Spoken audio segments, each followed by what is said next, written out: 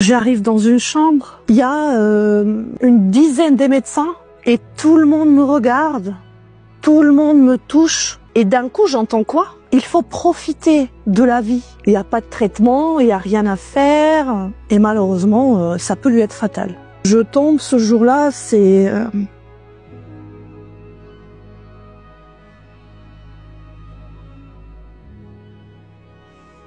Comment est-ce que c'est possible que ma vie finisse ainsi?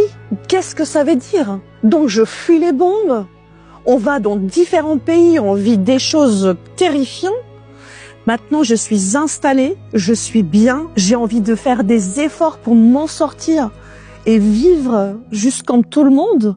Eh bien non, en fait, il y a autre chose qui va m'arriver de terrible. Vivre au quotidien avec cette malformation, c'est comme avoir 100 kilos dans chaque épaule. C'est un fardeau lourd. À chaque fois, quand on regarde comme une sorte de pestiféré.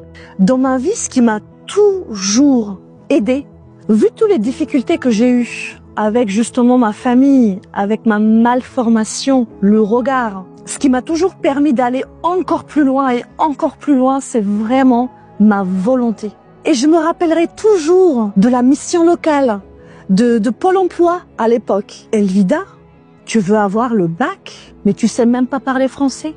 Et aussi incroyable que ça puisse être, sans savoir bien lire, écrire, sans savoir parler français, j'ai réussi à avoir le bac en 2 ans à la fac, à l'université de droit. J'ai vécu des choses terribles en étant petite, en étant jeune femme. Par rapport à mon visage, j'ai été beaucoup discriminée, beaucoup mise de côté avec les garçons, à l'école, en formation, en entretien. Le CDD était presque arrivé à terme. Tout le monde, donc qui étaient recrutés au même temps que moi, obtiennent leur CDI, ils signent leur CDI. Malheureusement, il n'y avait pas de CDI pour Elvida. Ma responsable, à ce moment-là, m'indique que tout simplement, par rapport aux formations prochaines qu'ils allaient avoir, je n'ai pas le profil, je n'ai pas le physique, clairement, qu'il faut pour rester dans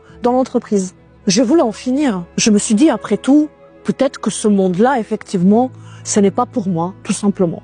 À l'arrivée en France, on a été accueillis par l'Armée du Salut. Ils nous ont accueillis, ils nous ont donné tout ce qu'il faut. Ils m'ont également permis de m'inscrire dans une activité sportive, associative, etc. C'est là que je vais dans une maison de quartier.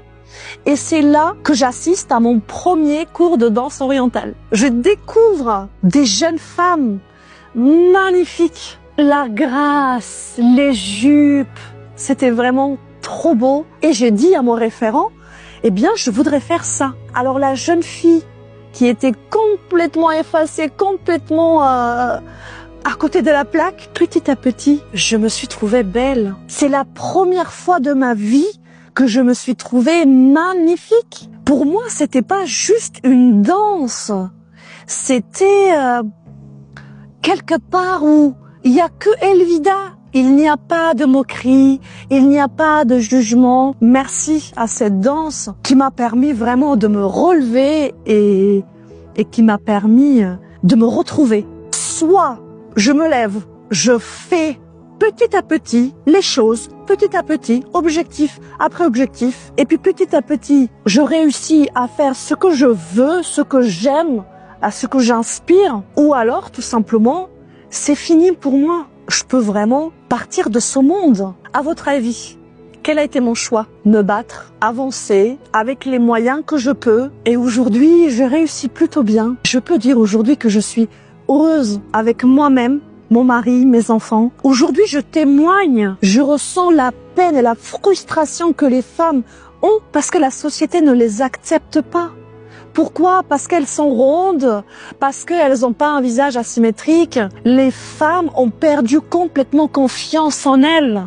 Je pense que chacun, à notre petite échelle, on peut y arriver, on peut faire quelque chose. Je pense qu'aujourd'hui, il est vraiment temps de nous éduquer différemment, de valoriser les gens. On en a besoin, vraiment. J'ai toujours eu ce rêve d'écrire ce que j'ai vécu et de montrer que malheureusement, même si on doit se battre contre l'adversité presque chaque jour, on peut y arriver. Si on n'accepte pas sa vie, si on n'accepte pas ce qu'on a vécu, si on ne pardonne pas, on n'arrive pas à avancer avec un esprit tranquille. Alors j'ai écrit un livre pour vous expliciter mon histoire et vous parler également de comment j'ai réussi, en fin de compte, à être heureuse.